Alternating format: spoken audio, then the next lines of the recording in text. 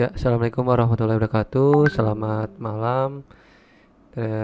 Kali ini kita kembali ke pertemuan minggu ketiga untuk perkuliahan pengantar ilmu kebumian. Di minggu ketiga ini, setelah di minggu lalu kita sudah membahas mengenai mineral dan materi, maka kita akan berlanjut membahas mengenai batuan sebagai material bumi yang padat. Oke, kita akan coba bahas satu persatu. Jadi secara umum, inilah asal dari batuan, di mana batuan itu bersumber dari magma yang masih berada di dalam bumi. Kemudian, jadi secara umum, kalau kemarin kita review kembali, jadi di alam ini terdiri dari 3 kelompok besar batuan, yaitu batuan beku, batuan sedimen, dan batuan metamorf.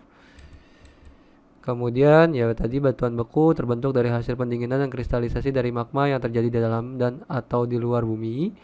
Batuan sedimen adalah kelompok batuan yang diendapkan di permukaan bumi yang terdiri dari mineral dan pecahan-pecahan batuan sebelumnya, butiran-butiran hasil proses biologi atau hasil proses kristalisasi. Atau yang berikutnya adalah batuan metamorf, yaitu kelompok batuan yang dihasilkan dari proses perubahan batuan sebelumnya menjadi batuan yang baru yang diakibatkan oleh perubahan temperatur, tekanan maupun fluida. Perubahannya harus dalam bentuk keadaan padat. Dan ini adalah posisi dari keterbentukan dari batuan yang ada di bumi ini. Inilah yang kita kenal sebagai teori tektonik lempeng. Ini untuk distribusi batuannya, kita mengetahui bahwa ketika berada di kerak, maka 95%-nya didominasi adalah batuan beku karena dekat dengan magma, sehingga proses keterbentukan atau kristalisasi dari magma tersebut menjadi lebih mudah menjadi batuan beku dibandingkan batuan sedimen.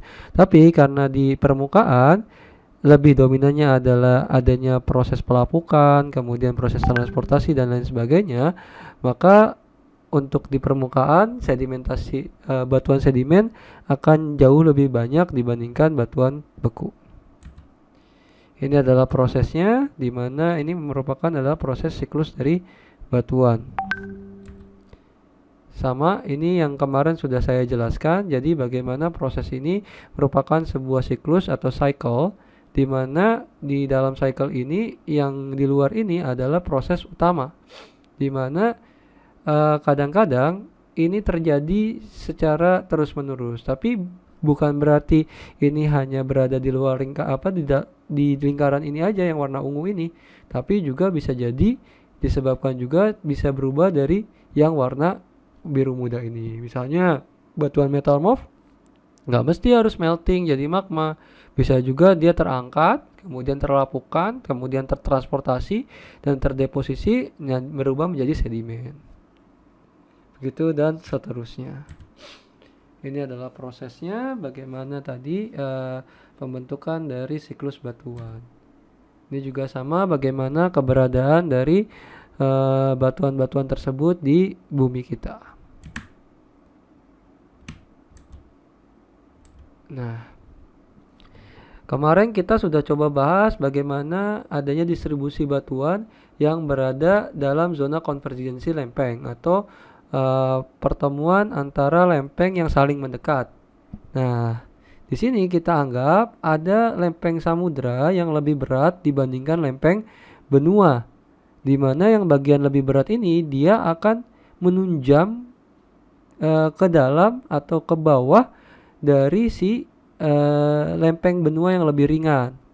Dan inilah yang kita sebut sebagai zona subduksi. Terus di zona subduksi ini kita akan menemukan beberapa batuan beku yang sifatnya intrusif, di mana batuan intrusif ini merupakan batuan yang terbentuknya di dalam permukaan. Sedangkan ada juga yang batuan bekunya ekstrusif. Artinya apa? Artinya batuan beku ini terendapkannya di luar permukaan. Biasanya di bersamaan dengan letusan gunung api. Nah, di sini juga kita akan menemukan beberapa batuan sedimen, di mana batuan sedimen juga diendapkan di dekat zona subduksi yang kita kenal sebagai cekungan back arc atau depan busur, fore arc atau busur depan atau depan busur. Kemudian ini ada juga yang diendapkan di belakang dari si gunung apinya yang kita kenal sebagai cekungan back arc di sini. Nah, selain ada batuan sedimen, di sini juga ada yang namanya batuan metamorf, di mana batuan metamorf ini dibagi menjadi dua. Kalau di dalam gambar ini ada yang batuan metamorfosanya tipikal termal, artinya yang berpengaruh di sini adalah temperatur, bukan tekanan. Kenapa bukan tekanan? Karena kita lihat di sini ini tekanannya masih jauh dari kata tinggi, masih tekanan yang lumayan ya, pertengahan lah. Jadi di sini lebih dominannya adalah thermal, artinya temperaturnya sangat tinggi. Nah, kalau seandainya di sini di bagian bawah ini kita kenal sebagai batuan metamorfosa dinamothermal, di mana di sini akan berpengaruh nilai dari tekanan dan temperatur yang tinggi. Oke. Nah, jadi secara umum ini ada yang kita kenal sebagai batuan beku plutonik atau pembentukan batuan beku tipe intrusif, di mana batuan beku plutonik ini dia diendapkannya di dalam permukaan sehingga memungkinkan si kristalnya ini akan muncul di batuan tersebut. Jadi secara kasat mata mineral-mineral yang terkristalkan ini akan terlihat oleh mata telanjang. Nah, ini adalah untuk yang ekstrusif.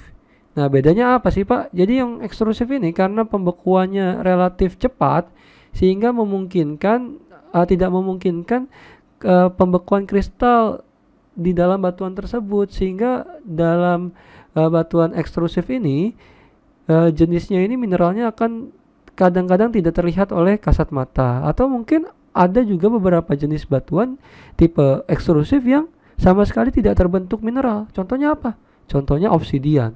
Nanti kita akan coba bahas lebih detail di slide berikutnya. Nah, ini adalah bagaimana proses pembentukan magma dengan proses penurunan tekanan. Jadi ini kita akan mengenal beberapa pulau-pulau hotspot yang ini merupakan hasil dari pembekuan dari magma di lantai samudra. Nah, jadi kita ketemu yang namanya pemekaran lantai samudra atau yang kita sebut sebagai mid-oceanic ridge, di mana di beberapa titik ini akan ada hotspot kepulauan hotspot yang terbentuk. Contoh yang paling real yang mungkin kalian bisa amati yaitu adalah Kepulauan Hawaii. Jadi Kepulauan Hawaii ini adalah tipikal dari hotspot island. Makanya lokasinya dia berada di tengah-tengah dari Samudra Pasifik. Dan ini adalah tipikal dari subduksi antara lempeng samudra dengan volcanic island arc. Nah, di sini ada penambahan air yang menyebabkan beberapa magma ini akan menurunkan dari temperatur atau suhu dari pelelehan di situ. Nah, di sini kita akan mengetahui bahwa ternyata di dalam bumi ini nggak statis. Jadi temperatur yang ada di dalam bumi ini antara yang bagian permukaan dengan di dalam ini nggak statis gitu ya, temperaturnya nol aja enggak, tapi kita bikin semacam koefisien di sini atau rasio, di mana yang warna hijau ini adalah gradien geotermal di bawah dari lempeng benua. Sedangkan untuk yang ini adalah yang gradien geotermal di bawah lempeng samudra. Artinya memang untuk yang lempeng samudra itu akan cenderung lebih menghangat dibandingkan yang gradien geotermal di lempeng benua. Kenapa? Karena ketebalan dari si lempeng samudra ini jauh lebih tipis dibandingkan ketebalan dari lempeng benua, sehingga memungkinkan si lempeng samudra ini akan lebih dekat dengan sumber magma di situ. Nah, jadi secara umum kita akan mengetahui bahwa untuk pembentukan batuan beku plutonik ini dilakukan semacam percobaan oleh Tuttle and Bowen, di mana di sini adalah posisi di mana yang warna biru ini adalah posisi solid, yang warna tengah-tengah ini adalah ya sebagian dia terlelehkan, yang warna merah ini adalah yang melted. Nah, secara teori maka inilah magma yang tersolidkan atau terbekukan sebelum mencapai ke permukaan. Nah, ini berdasarkan percobaan dari si Tuttle and Bowen. Nah, jadi secara umum mineral mulai kristalisasi dari magma dan lava sesudah inti kristal kecil terbentuk dan berkembang. Pendinginan cepat yang umumnya terjadi pada batuan vulkanik dan membentuk batuan yang bertekstur avanitik atau yang berbutir halus. Kemudian pendinginan perlahan dari batuan plutonik menghasilkan batuan bertekstur panerik atau berbutir kasar. Untuk tekstur dan komposisi, jadi secara umum di batuan beku juga kita kenal yang kita sebut sebagai tekstur porfiritik.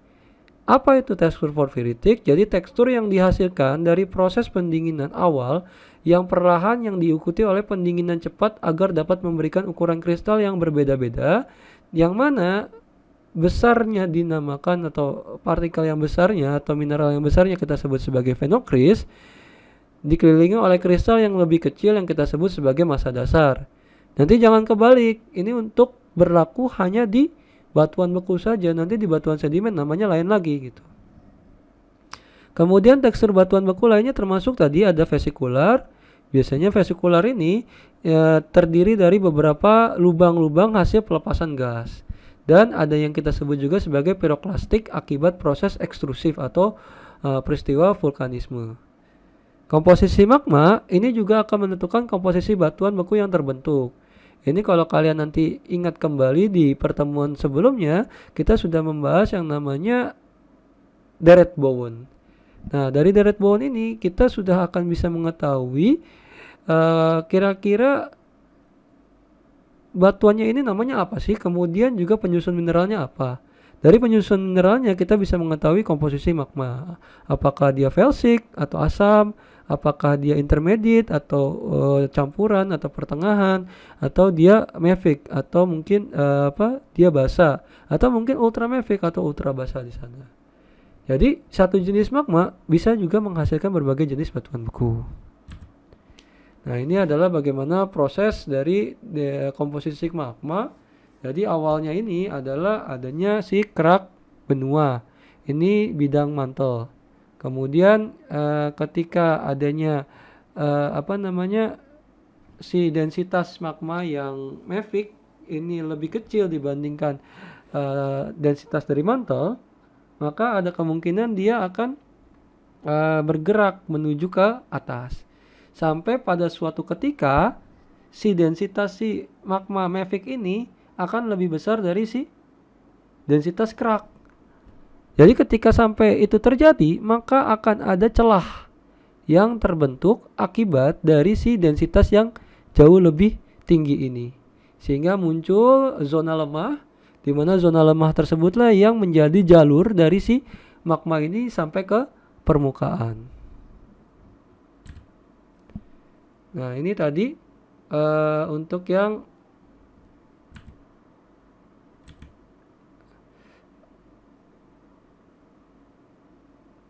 tadi untuk peristiwa yang mafic. Tapi juga ada juga yang naik ke permukaan yang menjadi yang kita sebut sebagai felsic di sini. Nah, felsic magma ini biasanya lebih encer dibandingkan dengan yang mafic magma, sehingga dia muncul ke permukaannya jauh lebih banyak dibandingkan dengan yang mafic magma densitas atau mafic magma di sini.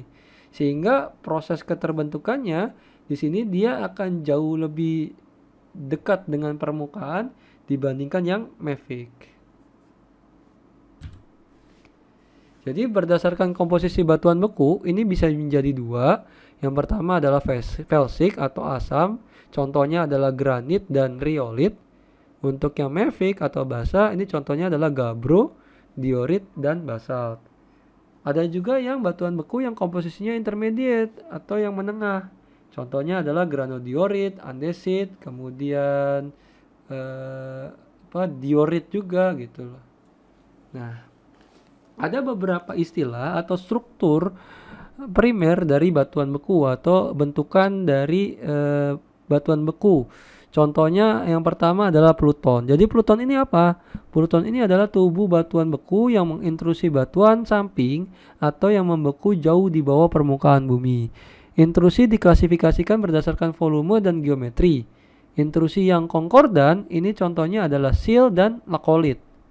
Intrusi yang diskordan artinya yang dia memotong dari si perlapisan. Ini contohnya adalah dike, vulcanic neck, batholik, dan stalk. Nah, kita coba bahas satu persatu. Jadi apa yang dimaksud dengan batholit? Jadi batholit ini adalah batuan plutonik yang besarnya, luasnya itu kurang lebih 100 km persegi. Nah, kalau ada batholit mini, itulah yang kita sebut sebagai stalk. Di mana stalk ini merupakan batuan yang plutonik yang ukuran luasnya itu hanya mencapai sekitar 10 km persegi. Dan ini adalah komposisi batuan beku dari kita mengetahui berapa persen jumlah mineralnya di sana. Kemudian juga kita mengetahui dari kenampakan si mineralnya. Nah, setelah kita mempelajari dari komposisi batuan beku, yang gak kalah penting adalah tekstur batuan beku. Jadi di sini ada beberapa macam tekstur yang dimiliki oleh batuan beku. Yang pertama adalah tekstur kaca. Nah, tekstur kaca ini biasanya terbentuk akibat dari keterbentukan dengan magma yang kaya akan silika. Sehingga ketika magma silika ini terbentuk, dia tidak sempat membentuk mineral atau kristal, sehingga yang terbentuk hanya si gelasnya aja gitu. Contoh yang paling real ya kita ketemu yang namanya obsidian, ya kaca gitu loh. Ya isinya nggak ada mineral yang terbentuk di situ, ya bentuk kaca aja di situ atau bentukan tekstur yang glassy aja di situ. Yang berikutnya ini tadi yang kita sebut sebagai porfiritik, di mana dia akan memiliki yang kita sebut sebagai phenocryst atau yang mineral atau kristal yang ukurannya lebih besar dibandingkan yang lain, yang dikelilingi oleh kristal-kristal yang lebih kecil yang kita sebut sebagai massa dasar. Nah, ada juga yang kita sebut sebagai tekstur butir kasar. Nah, ini contohnya untuk yang batuan beku jenis vanerik, di mana ukuran butirnya atau mineral ukuran kristalnya itu bisa terlihat oleh mata telanjang. Nah, ada juga yang teksturnya yang fine grain, dia dibentuknya itu akibat dari proses vulkanisme. Jadi karena tadi kristalnya itu terbentuk secara cepat membekunya, maka ukuran kristalnya itu tidak maksimal terbentuknya, sehingga ukuran butirnya sangat kecil. Jadi inilah kita yang sebut sebagai tekstur butiran halus. Nah, ada juga yang kita sebut sebagai pyroclastic atau fragmental tekstur, di mana ini merupakan hasil dari bentukan konsolidasi dari fragmen yang di dalamnya ada debu yang bercampur dengan beberapa blok yang terkeluarkan ketika proses erupsi gunung api. Dan yang terakhir ada vesicular tekstur, di mana kenapa dia bolong-bolong? Ini adalah jejak-jejak gas yang keluar dari si batuan tersebut. Nah, ini adalah bagaimana geometri batuan beku intrusif. Kita bisa tahu bahwa ini adalah posisi awal, di mana ini adalah dapur magma. Kemudian ada beberapa semacam pipa-pipa atau saluran-saluran dari si vulkanik, di mana nantinya akan ada vulkanik yang tererupsi. Nah, ketika dia membeku, maka dia menjadi batuan beku intrusif. Di mana ketika dia sejajar dengan arah perlapisan, inilah kita sebut sebagai seal. Tapi kalau dia memotong dari perlapisan, maka kita sebut sebagai dike. Nah, ini dike. Kemudian, nah ini kan awalnya dulunya adalah bekas dari gunung api. Nah, tapi karena proses pelapukan, maka tinggal tersisa seperti bentukan leher. Jadi bagian atasnya ini sudah terbelah atau terlapukan. Inilah yang kita sebut sebagai volcanic neck. Nanti ketika prosesnya berlanjut, dia tererosi beberapa bagian yang di permukaan sehingga memunculkan si batuan beku yang ada di bawahnya. Ketika ukurannya lebih besar dari 100 km persegi, inilah yang kita sebut sebagai batolit. Nah, ini yang kita sebut sebagai dike, di mana dia memotong perlapisan. Perlapisannya kan dia sejajar ke arah barat timur kan atau kanan kiri. Tiba-tiba ada yang memotong dari semacam selatan ke utara atau barat daya timur laut. Nah, ini yang perlu kalian lihat. Ketika lihat bahwa komposisinya berbeda, maka ini sudah dipastikan antara batuan yang ini dengan batuan yang ini pasti berbeda. Prosesnya juga terbentuknya pasti berbeda. Ini yang dilingkarin, ini manusia, berarti ukurannya sangat besar nih.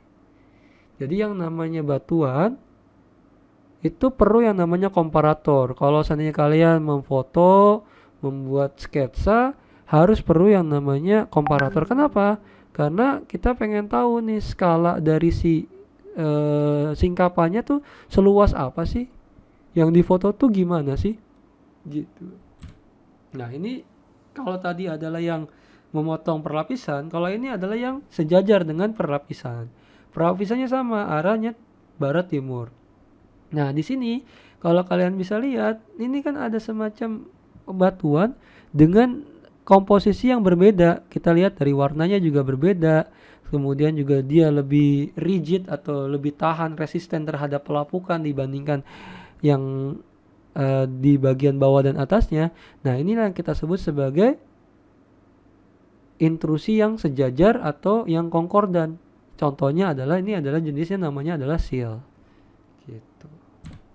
Nah, ini adalah volcanic neck atau leher vulkanik yang merupakan sisa bagian lubang kepundan di permukaan. Jadi mungkin saja sudah mengalami erupsi, kemudian selesai erupsinya, kemudian terjadi proses pelapukan, maka yang tersisa ini adalah yang kita sebut sebagai volcanic neck atau leher vulkanik.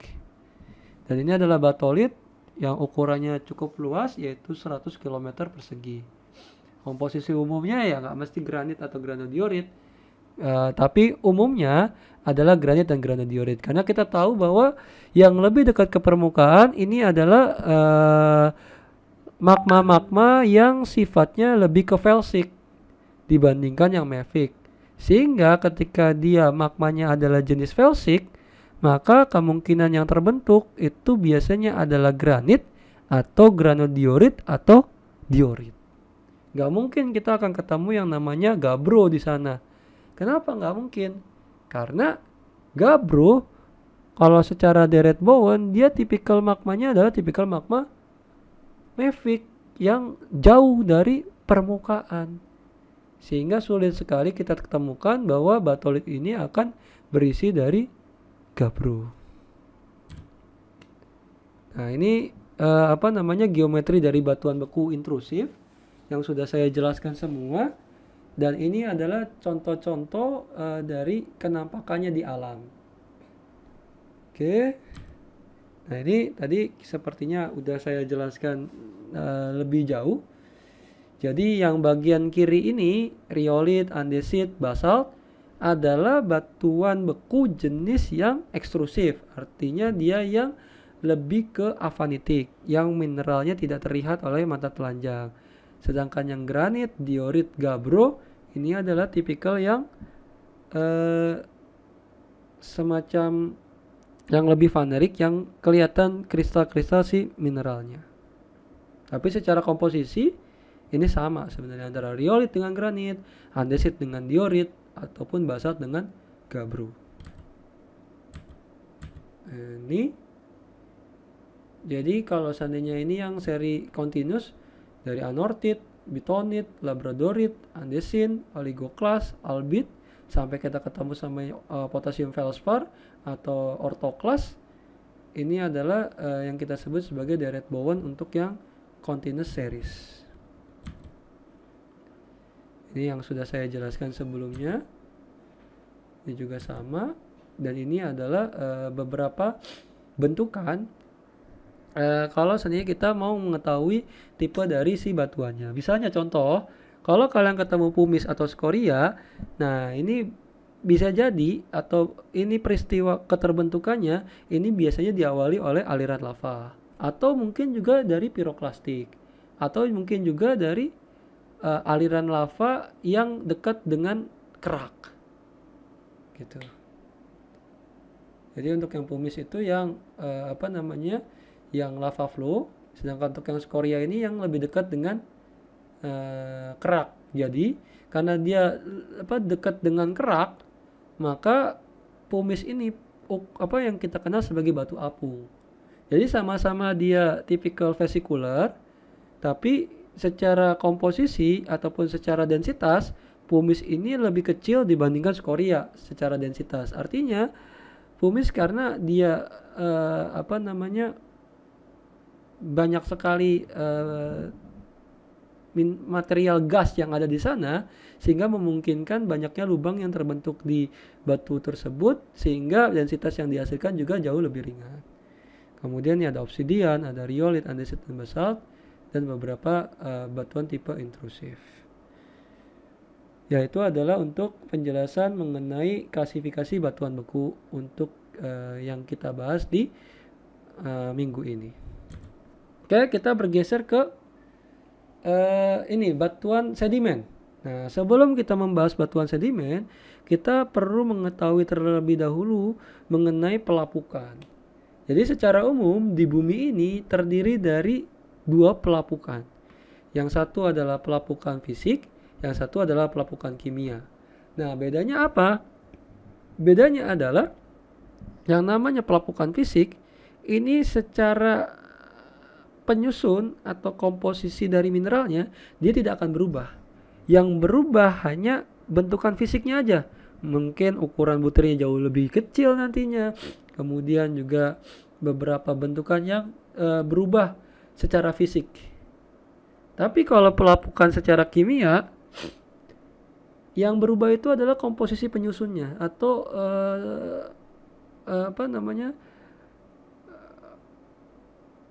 rumus kimianya juga berbeda gitu. Rumus senyawanya juga berbeda karena ada peristiwa ionisasi, ada peristiwa pelarutan, bleaching dan lain sebagainya, sehingga membuat si mineral tersebut berubah formnya. Dan ini tadi proses pelapukannya. Jadi yang fisika itu pengaruhnya meliputi dari gaya berat, air mengalir, angin, gelombang, ataupun gletser. Kemudian kalau yang kimia ini ada beberapa proses yang mungkin aja hidrolisis. Ini biasanya akan jadi lempung untuk mineral lempung. Kemudian atau disolusi, di mana dia akan berkaitan dengan mineral kalsit atau dolomit, atau juga berkaitan dengan oksidasi. Ini ada hubungannya dengan hematit atau limonit, berkaitan dengan yang namanya kita sebut sebagai karat di besi atau Fe2O3 di sini. Oke, ini adalah gambaran gimana proses model tektonik distribusi dari batuan sedimen. Maka ini adalah yang di bagian darat, kita akan ketemu juga di continental shelf atau laut dangkal, dan ada juga yang berada di laut dalam. Dan ini adalah ketebalan yang terbentuk untuk di lapisan sedimen atau permukaan sedimen di beberapa kondisi, di mana ketika dia dekat dengan sumber dari benua, maka ketebalannya sangat tebal di sini karena source-nya dekat dengan sini. Kemudian ini yang C jauh lebih tipis dibandingkan yang D karena sumbernya jauh dari sumber. Kemudian ada beberapa yang di sini ada pematang samudra, di mana ini adalah tepian dari si lempeng yang tipe pergerakannya adalah tipe divergen gitu loh. Dimana di sini akan ada tinggian yang kita sebut sebagai oceanic ridge. Nah, maka di sini karena bentukannya lebih tinggi, maka dia akan menipis, menyesuaikan dari si mangkuknya. Begitu. Nah, jadi tipe sedimen. Jadi kita berbicara dulu tipe sedimennya. Belum kita berbicara batuan sedimen. Jadi secara umum sedimen ini terdiri dari dua, yaitu detritus dan kimiawi. Nah, detritus ini terdiri dari partikel-partikel padat hasil dari pelapukan mekanis. Kemudian sedimen kimiawi terdiri dari mineral sebagai hasil larutan kristalisasi dengan proses inorganik atau aktivitas organisme. Partikel sedimen diklasifikasikan menurut ukuran butir. Ini meliputi dari gravel. Gravel itu dari boulder, cobble, pebble atau bongkah, kemudian berangkal, kerakal, kerikil. Kemudian ukuran pasir itu dari ukuran sangat kasar sampai sangat halus. Kemudian lanau dan lempung. Kemudian transportasi dari sedimen menyebabkan pembundaran atau roughness dengan cara abrasi dan sortasi. Nilai pembundaran dan sorting sangat tergantung pada ukuran butir, jarak transportasi, dan proses pengendapan.